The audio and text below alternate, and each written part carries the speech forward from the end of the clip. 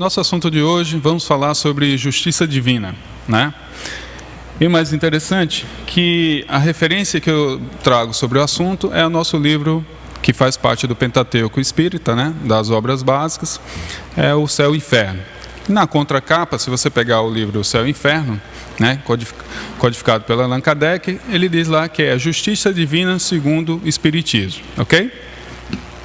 Bom, lembrando que esse livro, ele foi escrito em 1865. E o que é mais legal, à medida que você vai começar a aprofundar no livro O Céu e Inferno, você percebe que cada vez e confirma como ele é atual. Está constantemente atualizado, né? Mas para começar a falar sobre ele, adentrar, né, detalhar um pouco mais, eu vou contar uma historinha para vocês, para que a gente possa... E essa historinha que eu vou contar é para a gente poder entender alguns principais conceitos, né, da obra, tá? Sim, vou apresentar aqui para vocês o caso do nosso amigo João, certo? O João, ele é um jovem rapaz de 18 anos, ele universitário, tem muitos amigos, vem de uma família religiosa, que é mais interessante, e pratica esportes. Assim, o João é um jovem rapaz como qualquer outro que a gente conhece, certo? Rapaz jovem, 18 anos, pratica esporte, mas ele vem de uma família religiosa. Tranquilo até aqui? Mas o João, descobriu que ele tem um problema. O que vocês acham? Que problema é esse que o João descobriu? Quem pode dizer para mim? Que problema o João descobriu aos 18 anos? Quem sugere? O que um jovem rapaz de 18 anos, que problema ele pode ter, pessoal? Com essa idade, explica para mim. Fala para mim. Será que foi problema com a namorada? Ou ele, como diz o pessoal, não passou de ano? Será que foi isso? Ficou reprovado? Né? Ou ele ficou uma decepção amorosa, né? E aí ele entrou numa depressão, será que foi isso? Bom, o João está aqui nesse exato momento e ele está chorando. Por que o João está chorando?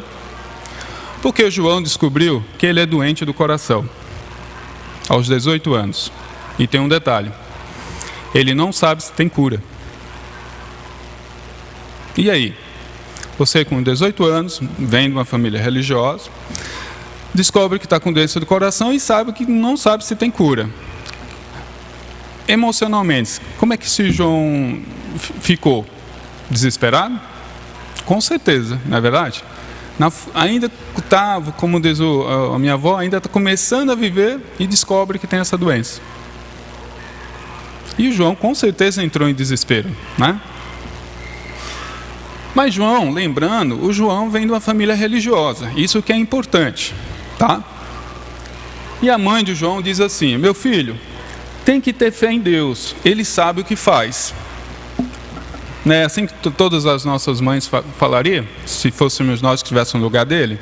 Meu filho, tenha fé em Deus, Deus sabe o que faz, né? Mas tem um detalhe, João ouviu, mas João não aceita. Ele escutou, porque a mãe dele falou, por uma questão de educação, de respeito, mas lá no interior de João, lá dentro do seu ser, ele acha que o Deus está sendo injusto com ele. Porque muito mal ele nasceu, já tem uma doença e não tem cura. Não sabe se tem cura. Lá dentro, ele está revoltado. Está infeliz, logicamente. E o pior, ele acha que Deus está sendo injusto com ele. O que vocês acham? Está sendo injusto? Agora a pergunta é assim, mas por que João acha que Deus está sendo injusto com ele? Com base em que João chegou a essa conclusão? Aí a gente tem que entender um pouco, se ele vem de uma família religiosa, a gente tem que entender qual foi a formação religiosa dele, né? Quais foram as bases dessa educação que ele teve durante a infância dele. Vamos lá, vamos pensar um pouquinho. O que João aprendeu sobre Deus no catecismo dele, né?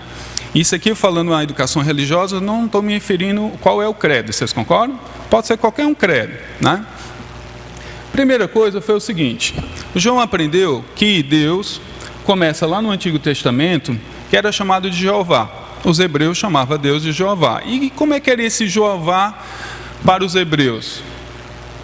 Era um Deus que exterminava os inimigos, recompensava uns, né? E dava vitória para uns ou a derrota para outros. Muitos deles honravam ou apaziguavam com sangue de animais, ou seja, existiam sacrifícios, né?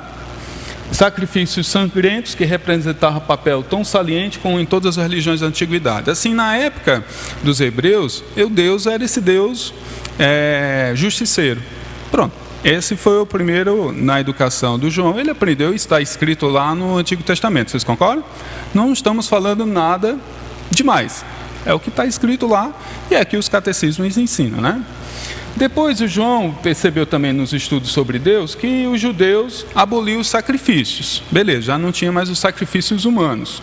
Já era um Deus, mas os sacrifícios continuavam os animais. Depois, evoluindo, João também, estudando, vê que os cristãos honravam o Criador colocando os hereges, as chamas, as torturas. Assim, no tempo medieval, como é que se honrava Deus? Perseguindo os hereges. Não é isso que está na história? Sim, era isso que João aprendeu, sabe? E na atualidade, muitos invocam a Deus nos exércitos. Ou seja, quantos filmes nós vimos, né, e assistimos, que as pessoas antes de cometer o mal, rezem para Deus para dar certo. Sim, para pensar. Se eu com 18 anos aprendi que Deus é tudo isso, e eu faço uma relação, Deus é justiceiro, Deus ajuda uns, não ajuda outros. E eu agora estou com uma doença, aos 18 anos, qual é a minha percepção em relação a Deus? É que esse Deus é bom ou é que esse Deus é injusto? Não tem para onde correr, é um Deus injusto. E aí você dizer, mas não pode. Pode, porque ele foi educado, ele enxergou Deus dessa forma, né? E ele chega na atualidade, olhando os cristãos, com essa concepção de Deus, que reza para roubar, reza para matar. Até aí visualizar, assim, João acha Deus injusto por um desses motivos. O que mais que ele aprendeu? João aprendeu sobre a sua existência. Uma é aprender sobre Deus. Essa é a realidade de Deus. Deus é juiz, né? Deus que pune. Agora, sobre a existência dele, o que João aprendeu no catecismo? O que seremos após a morte? Estaremos melhor ou pior? Existiremos ou não? Para sempre ou para nunca mais? Ou tudo ou nada? Viveremos eternamente ou tudo se aniquilará de vez? Isso foi o que o João aprendeu no catecismo sobre a sua existência. O que ele aprendeu? Dúvidas, porque ninguém respondeu isso para ele. Sim, a percepção João não sabe que existe vida após a morte. E ao mesmo tempo, algum dos credos diz que somos eternos. Né? E ao mesmo tempo diz o seguinte, uns vão no juízo final, uns vão para o céu, outros para o inferno. Aí João olha para ele de novo e diz assim, peraí, eu só nasci, só vivi 18 anos e agora estou com uma doença e estou prestes a morrer. E aí? Para onde é que eu vou? Como é que é essa relação aí no juízo final? Como é que eu fico? Você concorda que na cabeça dele, um jovem rapaz com 18 anos, ele vai ficar cada vez mais confuso e mais revoltado? Não é assim? Mas, o que mais o João aprendeu? Pela crença em um nada, o homem concentra todos os seus pensamentos forçosamente na vida presente. Não é? E pois o mais poderoso estímulo é o egoísmo. Isso está escrito lá no céu e inferno. Assim, como eu não sei para onde é que eu vou, né, depois da morte, vejo que a minha existência é curta e ainda tenho uma doença, assim, qual é a minha percepção? É viver o presente. Vocês concordam? Sim, na cabeça do João, cara, eu tenho que viver aqui e agora, porque eu não tenho mais tempo. Agora, a pergunta é, você acha que o João vai se preocupar com o outro, se ele está com essa doença? Será que o João vai se preocupar em trabalhar em prol da outra pessoa? Não, o João vai olhar para aqui e agora. Não é assim?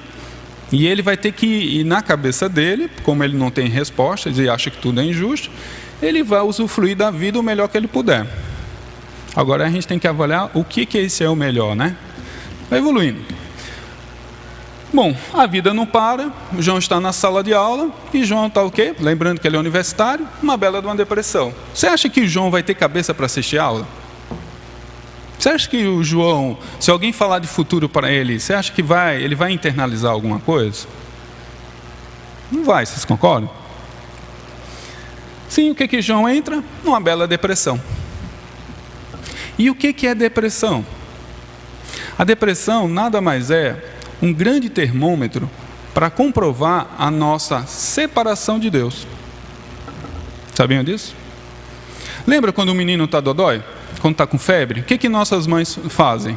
Coloca o termômetro, não é assim? Mede lá para ver se o neném está 38 ou 39 graus de febre. Se tiver 40, corre menino, dá o antitérmico, coloca debaixo no chuveiro, não é assim? Para baixar a temperatura. O que é depressão? Depressão é nada mais esse termômetro nos mostrando que a gente está se afastando de Deus. Certo? E quais são os principais momentos que esse afastamento se alarga? É justamente nesses momentos difíceis. E principalmente quando nós não temos as respostas. Quando nós não entendemos o papel de Deus na nossa vida. O que nós fazemos? Se revoltamos contra Ele e nos afastamos. E aí o que cria dentro de nós? Um vazio, um vácuo. Né? E a depressão cada vez mais vai aflorando. Assim, toda vez que bate aquela tristeza, né, dentro de nós, a gente começa a perguntar, como é que está a minha proximidade com o Pai? Né? Mas vamos evoluindo aqui com João. João aqui está numa fase de depressão total, sem perspectivas de futuro. Tem que olhar só o presente, não é assim? E aí o que João é fruto do que ele pensa? Sim, nós somos fruto do que pensamos, concorda? O que nós somos hoje, da forma que... tem uma coisa muito legal. Se eu sou feliz, ou sou triste, ou sou infeliz, é fruto do que simplesmente da forma como nós pensamos, da forma como enxergamos a vida. Assim, para o João, como é que ele enxerga a vida? Não tem perspectiva, você concorda? Assim, João, será que João vai trabalhar por uma causa do seu progresso? Progresso? Eu estou com uma doença, como é que eu vou pensar em progresso? Ele vai se entregar ao trabalho para viver? Trabalho? Eu quero mais curtir a vida, não é assim que está passando na cabeça dele? Respeitará os direitos, os bens, a vida do seu semelhante? Respeitar o semelhante se eu não estou sendo respeitado? Não é assim na cabeça do João? Na relação dele com Deus, com essa doença? Submeter-se a qualquer lei ou autoridade, por mais legítima que seja? Será que eu vou respeitar as leis? Se eu estou com esse belo de um problema? Assim, todas essas perguntas, para ele, sem respostas. Né? E cada vez mais ficando pior. O que João aprendeu após a morte? Ele poderá ir para onde? O que ele aprendeu no catecismo? Né? A teologia cristã reconhece 3 céus. O primeiro é da região do ar e das nuvens, o segundo é o espaço, e o terceiro, para além deste, é a morada do Altíssimo, a habitação dos que contemplam face a face. Assim, quer dizer que o terceiro céu, na teologia cristã, é a casa do Altíssimo. E aí complicou mais ainda a vida do João. Por quê? Porque ele aprendeu que ele está aqui na terra, o Altíssimo está lá no céu, longíssimo, certo? E é inalcançável. Assim, a pessoa que ele deveria correr e buscar para pedir apoio, está longe, porque foi assim que ele aprendeu. Está claro para vocês?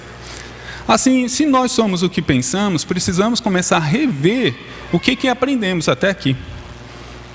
Porque se somos infelizes, ou se somos felizes, tudo está de acordo com essa educação que tivemos.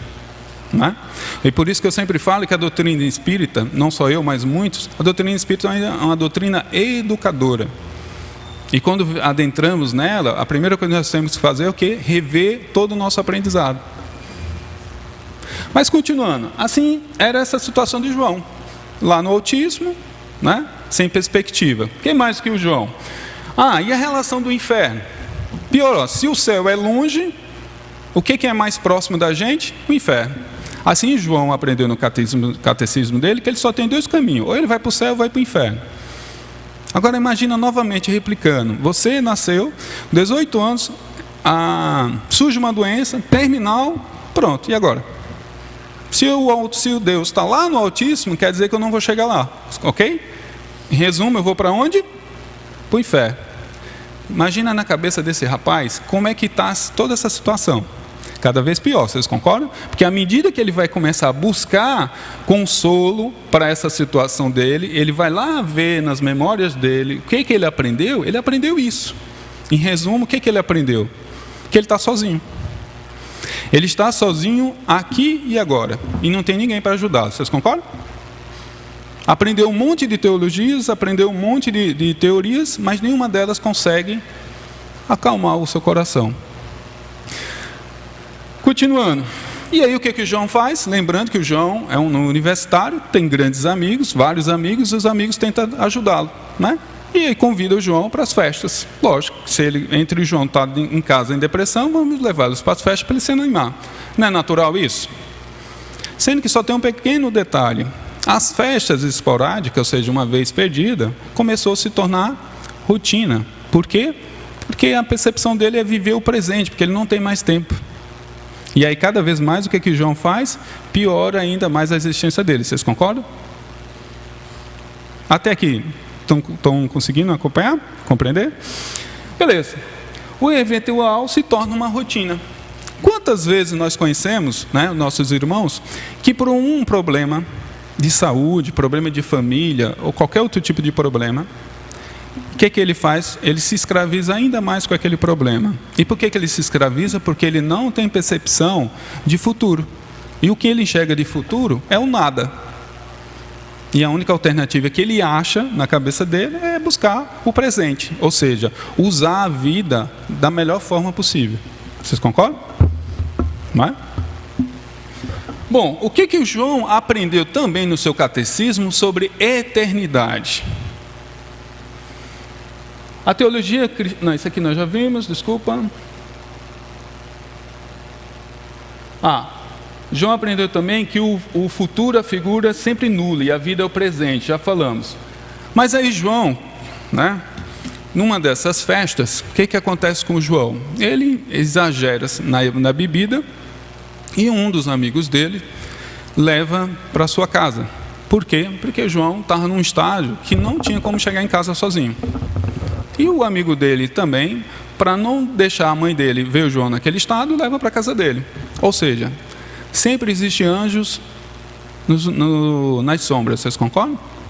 E aí eu escutei uma vez um amigo meu, é uma grande verdade. Ser anjo no claro, na luz, é fácil, né? Agora, ser anjo nas sombras, isso é muito mais difícil. Aí, assim, às vezes, a gente faz algumas críticas, porque o menino foi para a festa, né, e tal. Mas será que não existe trabalho também nesses momentos? Imaginou? Se nas festas só tivesse gente ruim? Pois bem, lá também é campo de trabalho. E eu já escutei N histórias de pessoas, de jovens embriagados, né? Vão no banheiro, fica lá jogado, e vem outro jovem, leva ele, ajuda ele. Sim, precisamos ter essa visão, que em todo lugar tem trabalho da caridade, né? E o João teve a sorte, que esse amigo dele eu conhecia, o Marcos. E o Marcos leva o João para casa. E o João, o que o Marcos começa a conversar com o João? No dia seguinte, o João lá acorda, né, com aquela ressaca enorme, aquela dor de cabeça assim. Passa-se a manhã e de tarde o Marcos chama o João para conversar. João, vem cá, João, vamos conversar. Vamos entender esse momento que você está passando. Olha que interessante. Primeira coisa, o que o Marcos fala para o João? João, o homem, ele é composto de corpo espiritual e corpo material. Ou seja, corpo e espírito, ok? Mas qual é a diferença do corpo material e corpo espiritual? Na maioria das vezes a gente fala assim, existe matéria e espírito, né? Assim, essa coisa bem dividida, né? Mas eu pergunto a vocês, a matéria-prima para fazer os dois não é a mesma coisa, não? Sim, didaticamente a gente precisa entender essa coisa de material e espiritual, mas nos mundos evoluídos é uma coisa só. Não tem mundo material e nem mundo espiritual. Um é apenas uma matéria densa e o outro uma matéria fluida. E à medida que nós evoluímos, vai se tornando cada vez mais fluido, ou seja, esse corpo grosseiro, ele vai ficando de melhor qualidade. Em mundos ainda mais evoluídos, não tem nem mais reencarnação. Porque o estado de consciência desses espíritos é o prol da comunidade. Assim, essa coisa que nós às vezes falamos, mundo espiritual, né, que muitas vezes as pessoas que não que não conhecem a doutrina espírita, né, falam, não acredito, como é que pode você reencarnar? Mas espera aí, é tudo espírito. O que eu faço é só condensar uma vestimenta. E quando eu desencarno, eu tiro essa vestimenta e volto à minha vestimenta anterior, fluida. cientificamente, é isso. Não tem nada de sobrenatural. E o João, e o Marcos, explica isso para o João. E o João para começar a entender, porque ele está explicando de uma forma científica. Depois ele diz que existe dois mundos, espiritual e corporal, e material. E também explica a mesma coisa. João, isso é apenas estado da matéria. É a mesma coisa. Um é um mundo com matéria densa e o outro matéria fluida. Assim nós somos eternos. O que muda só é um estágio. E existe uma razão desse estágio. Esse estágio de nós nos materializarmos, porque isso aqui é uma prisão. Porque quando eu estou em espírito, eu penso nesse exato momento em espírito, quero ir para Londres. Estou em Londres. Quero voltar de novo para o Ceidim. Já estou de volta. Dá para fazer isso materializado? Não. Imagina assim quando a gente tem um conflito dentro de casa. E aí vem o nosso pai, começa, né, como diz um linguajar bem do jovem, começa a barulhar no nosso ouvido, buzinar no nosso ouvido, o que a gente faz? Deixa eu ir lá para Londres. Pronto, escapei dele. Entendeu? Por que toma materialidade? Existe toda uma razão de ser, porque não tem como escapar, você tem que estar lá para ouvir mesmo. Não é? E esse corpo, ele nos prende em muita coisa. Assim a gente não consegue fugir, a gente tem que passar pelas experiências. Entendeu? Sim, o corpo materializado só apenas reduz a nossa capacidade. E isso Marcos explicando pelo João, para ele entender, né, a importância. Depois ele diz que o mundo espiritual é formado por espíritos desencarnados, que, ou seja, tirou essa roupa e voltou para uma roda fluida, só isso. E explica que o material é para o encarnado, ou seja, quando eu vou encarnar, o que é que eu faço? Preciso de uma roupa mais grosseira para poder estar nesse mundo e passar pelas as experiências que eu tenho que passar sem fugir delas, porque esse corpo nada mais é para a gente não fugir dessa responsabilidade, passar por cada momento que a gente precisa passar e passar conforme as nossas escolhas, porque não se engane, lá nos livros dos Espíritos fala, muito do que nós passamos são escolhas nossas, não é imposição de Deus. Quando eu estou no mundo espiritual, eu assumo compromissos, mas quando eu encarno, eu esqueço deles. Imaginou se a gente se lembrasse de tudo que a gente fez de bobagem lá atrás? E aí, será que a gente teria maturidade para dizer assim, vamos pegar um exemplo assim um pouco mais forte. Se eu fui um criminoso no passado, será que eu teria condições de me encarar no espelho? Chegar assim, olhar no espelho e dizer, você foi um criminoso. Teríamos essa maturidade? Não. Imagina se a gente pudesse lembrar de tudo que nós fizemos de mal contra o irmão. Será que o nosso cérebro não ia fritar? Com certeza. Assim Deus nos dá o esquecimento como dádiva para a gente poder começar novamente. Isso é bondade. E o João e o Marcos estavam explicando isso para o João, para o João entender a proposta de Deus. E depois ele diz assim, os espíritos são criados simples e ignorantes. Por que Deus não criou todo mundo sábio? Uma simples resposta. Qual é a graça que teria? E isso é a grande explicação de a gente ter dentro de casa pessoas muito mais maduras e pessoas ainda numa maturidade espiritual infantil. Assim você tem jovens de 10, 12 anos com maturidade espiritual muito mais avançada do que senhores de 60, 50 anos dentro de casa. Vocês já viram isso? Isso é o quê? Somos eternos. A encarnação são apenas experiências. Assim, quando você vê uma criança, não pense que ela é um jovem espírito. Pode ser muito mais milenar do que você. E é importante ter essa percepção. Por quê? Porque a gente começa a aprender com todo mundo. Não é? Novamente, Marcos explicando para o João. E depois o Marcos diz assim, são dotados de aptidões para tudo, conhecer e progredir em virtude do seu livre-arbítrio. Assim Deus, mais uma vez na sua sabedoria, o que Ele faz? Cria todo mundo simples e ignorante, vamos ter as reencarnações para aprender, para amadurecer, passar por vários momentos da vida, né? E o que é legal, Ele dá a liberdade. Quando Deus nos criou, Ele disse assim, filho, faça o que você quiser. Você quer matar? A responsabilidade é sua. Você quer ajudar o próximo? A responsabilidade é sua. Tudo que você fizer, você tem liberdade de fazer, mas só saiba de uma coisa, assuma todas elas. Por isso que existe a reencarnação. Porque se não existisse essa reencarnação, aí sim, aquele Deus lá de Jeová seria um Deus real. Porque a gente encarnaria, faria as bobagens e depois ele estava lá com o chicote. Isso era um Deus bacana, não é? E o que Deus faz? Nada disso. Dá a reencarnação para você voltar. Mas o que Deus também é muito sábio, coloca a nossa amiga dor junto. Porque sabe que se não tivesse a dor, a gente parava. Você concorda? E não tem aquele que, por mais que faça o mal, aguente sofrer. Porque tem uma coisa chamada consciência, que é igual um sino batendo. Quantas vezes a gente lê em alguns livros, né, de pessoas que são criminosos e tal, que alguns é extremamente frios, não tem, né, sensação, sentimento nenhum. E outros, a consciência fica latejando. Mas não tem esse espírito que aguente sofrer tanto. Pode levar milênios, mas que vai chegar uma hora que ele vai fraquejar, ele vai. Sim, a bondade de Deus é infinita. Como também não existe vítimas, né? Sim, o projeto é muito bem estruturado. Outra coisa, a sua felicidade é inerente às suas qualidades morais e intelectuais. Assim, Marcos explica para o João: João, o que você está passando, talvez nesse primeiro momento você está achando que é uma injustiça.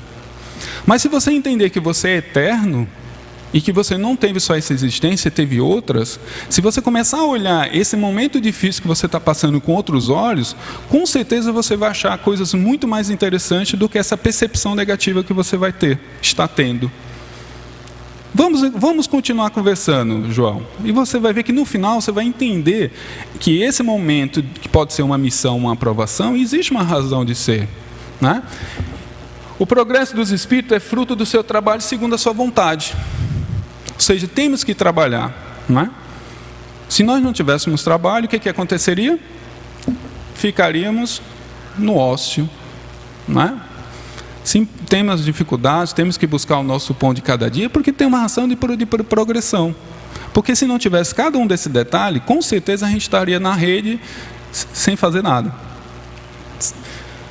A suprema felicidade foi compartilhada pelos espíritos perfeitos e puros. Assim, é utopia achar que nós estamos aqui para sermos felizes, eternamente felizes. Mas o que é felicidade? Se você ver a história dos grandes homens, eles eram felizes em fazer em prol da humanidade. A felicidade deles estava atrelada à felicidade da humanidade, que eram os espíritos perfeitos e puros. O Jesus veio à Terra para ser feliz? Ou Jesus veio à Terra para ampliar nossa percepção que poderíamos ser felizes? Qual é a diferença? Jesus veio para cá para ser feliz? Jesus já é um espírito feliz, porque é um espírito puro. O amor dele é universal, porque ele ama cada um de nós. Assim, ele veio para cá para, através do seu exemplo, a gente consiga achar o caminho. Mas é um caminho de portas largas ou de portas estreitas? Sim, a felicidade está por essa porta estreita. Mas não tem como ser feliz sozinho. Você tem que, para ser feliz, que é o que ele mostrou, você tem que levar todos com você. Eis o desafio. E aí, Marcos, continuando falando para o João, diz: a reencarnação é necessária ao duplo progresso moral e intelectual do espírito. Intelectual pela atividade obrigatória do trabalho e moral pela necessidade recíproca dos homens entre si. Ou seja, o que ele fala? Que a reencarnação tem papel duplo. Evoluímos intelectualmente e evoluímos moralmente. Vocês concordam? Eu posso evoluir intelectualmente, mas não evoluir moralmente, certo? Não quer dizer que toda vez que eu sou um espírito evoluído intelectualmente, que eu sou evoluído moralmente. Mas, para eu ser evoluído moralmente, com certeza eu sou evoluído intelectualmente. Ok? Porque um está atrelado ao outro, mas intelectual não quer dizer que é evolução moral. Mas evolução moral quer dizer que é evolução intelectual. Mas aí é onde é uma percepção que muitas vezes as pessoas têm de Chico Xavier, achar que ele era um homem simples e ignorante. Engano. Ele era um homem simples, mas extremamente intelectualizado. Mas não por esse intelecto que nós entendemos, acadêmico, mas o intelecto de sabedoria, de vida. Para poder o Chico psicografar os livros que ele fazia, ele tinha que ter um arcabouço de conhecimento. Assim, quanto mais nós evoluímos moralmente, mais sabedores seremos. E é isso tudo o Marcos explicando para o João, ou seja, os conceitos da vida. E ele diz: a vida pessoal é a pedra de toque das boas e más qualidades. Uma só existência corporal é manifestamente insuficiente para o espírito adquirir todo o bem que lhe falta e eliminar o mal que lhe sobra. Se Deus colocasse apenas uma única existência, não teria como evoluir. Como é que seríamos um dia chegar ao nível de Jesus? Uma única existência? Se você parar para pensar, é matematicamente injusto. Vem Jesus, vocês sabiam que o amor só foi institucionalizado na entrada de Jesus à Terra? Até antes, se falava de amor, mas esse amor, como uma divisão de ruptura, foi através de Jesus. Aí Jesus vem à Terra e nos mostra o que é amor, porque Ele era amor, Ele vivenciou o amor. O amor não é sentimento, o amor é comportamento, é se comportar como tal. Pergunto a vocês, imagina todo um trabalho desse Espírito, né, de luz, puro, nos mostra o que é o amor, porque precisamos nos comportar como tal, mas como é que isso vai funcionar se eu tenho uma única existência? Isso não é meio paradoxal, não? Contraditório, aliás. Totalmente. Assim o Marcos começa a mostrar a João que através de Jesus, para o João começar a parar e dizer assim: João, a tua percepção sobre Deus está errada. Você não nasceu só essa vez. Você é eterno, é antigo. 2, a encarnação é papel de quê? De aprendizagem. Assim você tem que olhar que essa dificuldade, que esse problema é apenas uma dificuldade, um desafio. E você tem que entender o que esse problema, esse desafio vai te trazer de aprendizagem. Ou seja, não só para você, mas para a tua família.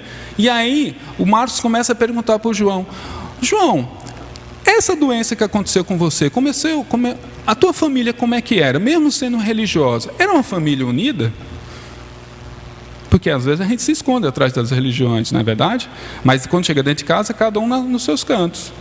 E aí o João começou a refletir e dizer que interessante, depois da minha doença, a minha família começou a ser uma família inteira. Porque ficou todo mundo preocupado com ele e todo mundo se uniu. Aí o Marco começou, tá vendo? 2, em relação aos seus amigos, você já parou para pensar que a sua postura pode influenciar de forma positiva ou negativa? Que atualmente ela está influenciando todos os seus amigos negativamente? Mas se você mudar o seu comportamento e começar a olhar que isso é apenas um desafio e que você é eterno, que você voltará sempre, e que olhar que isso tem um aprendizado maior, você concorda que seus amigos podem muito bem começar a pensar a vida de forma positiva com o teu exemplo? Aí o João fica na dúvida e diz assim: como assim, Marcos? Aí o Marcos diz: simples. Se você, mesmo com essa doença, você tiver amor pela vida, a sua postura, o seu comportamento for sério, os seus amigos vão começar a lhe admirar. E você, não sei se você sabe, mas você só admira, você só ama quem admira. Assim, o teu comportamento, mesmo na dificuldade, vai fazer reflexões nos seus amigos. E com certeza vai influenciar no comportamento deles. E aí o Marcos dá um exemplo. João, qual foi a pessoa pública do ano passado que mais impactou no Brasil? E teve uma situação igual à sua, doente. Vocês lembram quem foram? Quem pode me falar? Vice-presidente, José de Alencar. Cada vez mais uma doença aparecia sobre a outra e ele estava como? Firme e forte. Doido para viver. Não era assim? Em nenhum momento nas reportagens dele ele ficava: ó céu, ó vida, ó Deus. Não. Ele dizia: eu estou aqui enquanto Deus... Teve uma reportagem que eu nunca esqueço. Ele dizia assim: enquanto Deus me der força, eu lutarei pela minha vida. Enquanto Deus quiser que eu esteja aqui, eu vou estar aqui e vou viver da melhor forma possível. Você acha que uma postura dessa influencia positivamente em todas as pessoas? Sim. E aí o Marcos começa a lembrar para o João: João, o que você pode fazer de bem para todas as pessoas que você for, mesmo que você desencarne novo, mas o que você pode influenciar? Que frutos você pode deixar pela tua família e pelos teus amigos? E aí o João, o que começa a fazer? Começa a pensar. E o João começa a olhar para essa doença com outros olhos. Mas por que ele começa a olhar?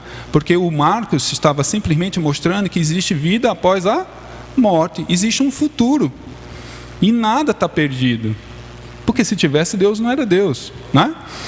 E aí, evoluindo, o Marcos também continua dizendo: a felicidade dos espíritos bem-aventurados não consiste na ociosidade contemplativa, que seria, como temos dito muitas vezes, uma eterna, né? Ou seja, é o céu. Eu desencarnei, vou para o céu e fico na vida boa. É assim? Se fosse assim, Jesus não tinha vindo para cá, continuava lá na vida boa dele, não é? Concorda?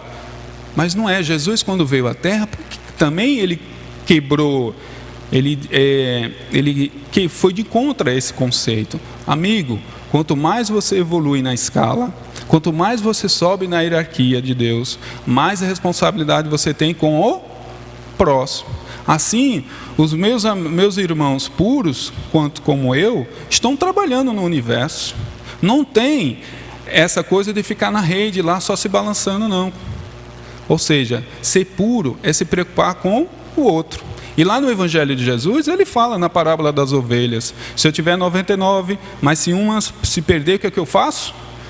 Vou lá resgatar. Assim, essa é a maior prova de Deus, no sentido assim, que todos nós vamos ser resgatados. Agora a gente precisa querer. E aí o João e o Marcos perguntam para o João: você quer, João, ser resgatado? As missões mais importantes são confiadas somente àqueles que Deus julga capazes de as cumprir, incapazes de desfalecimento ou comprometimento. E aí essa impacta diretamente no pensamento do João. Marcos diz assim: João, meu amigo, lá no Evangelho está escrito, Deus não coloca um fardo maior do que você pode carregar. Se você tem essa missão e é uma missão difícil, mas lembre-se que Ele está com você.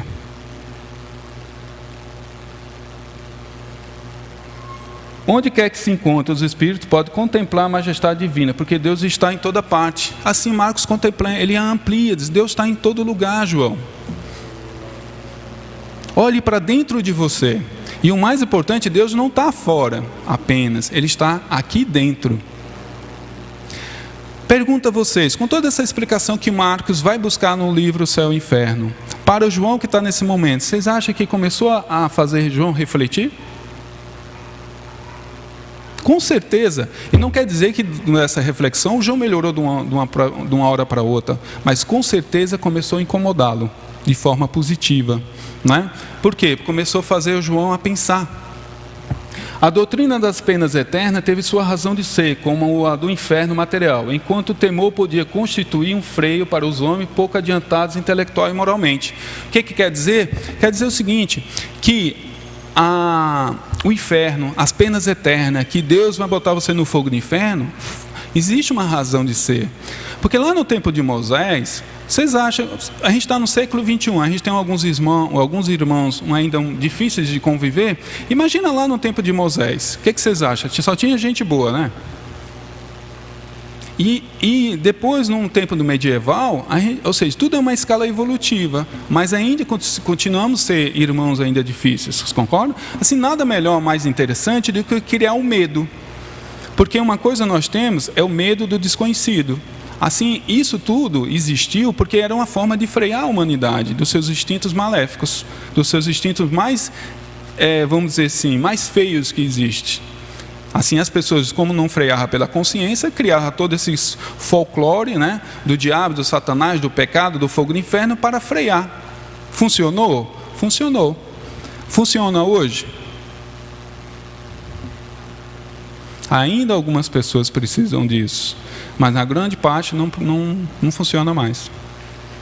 Isso hoje é questionável. E aí o que acontece? Se não funciona, cria o quê? Um vácuo. Cria o quê? Um espaço, um vazio. E aí as pessoas ficam perdidas. E aí é onde entra o papel da doutrina espírita, como o papel de chegar no momento certo, na hora certa, e começar a explicar tudo isso. Continuando, não censuremos Moisés, já falei. Agora, olha que interessante. Pai Nosso. O Pai Nosso é uma prova viva que Deus é bom. Porque lá no Pai Nosso diz o seguinte: Pai Nosso, né? Jesus ensina a dizer: perdoai-nos, Senhor, as nossas faltas, assim como nós perdoamos aos nossos devedores. Pois se o culpado não devesse esperar algum perdão, inútil seria pedido. Assim, o que ele está querendo dizer? Olha como Jesus é sábio. Ele ensina a gente ao Pai Nosso. Nós rezamos o Pai Nosso sempre, todos os dias, mas a gente às vezes perde os detalhes. Esse pequeno trecho do Pai Nosso diz assim: Senhor, perdoa os nossos pecados, né? Da mesma forma que vou perdoar do nosso irmão. Bom, se tem isso no Pai Nosso, dizendo que Senhor, perdoa os nossos pecados, se Deus fosse um justiceiro, teria uma contradição aí no Pai Nosso, vocês concordam? É uma das provas de como Deus é maravilhoso. Por quê? Porque Deus não tem por que nos punir.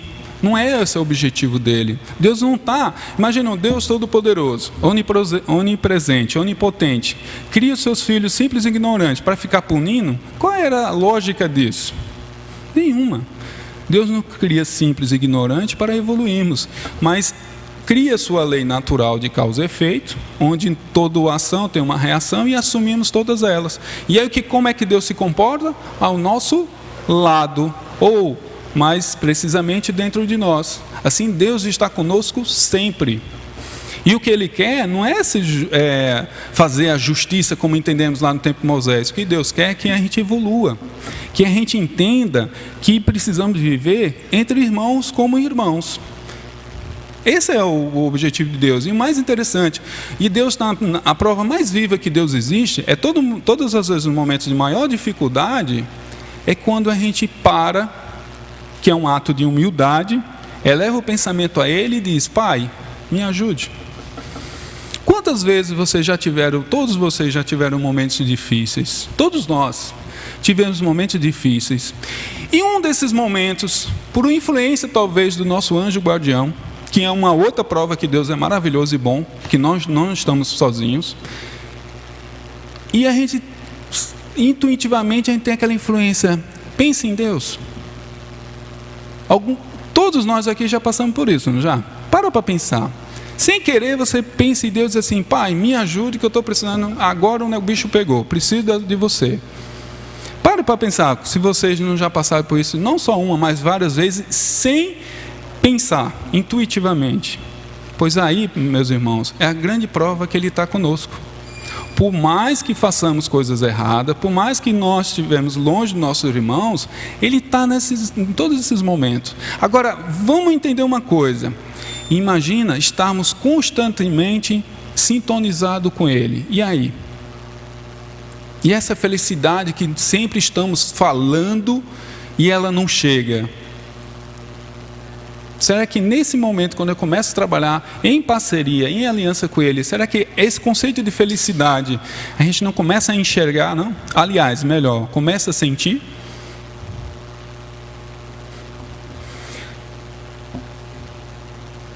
Pois é, esse que é o mais engraçado.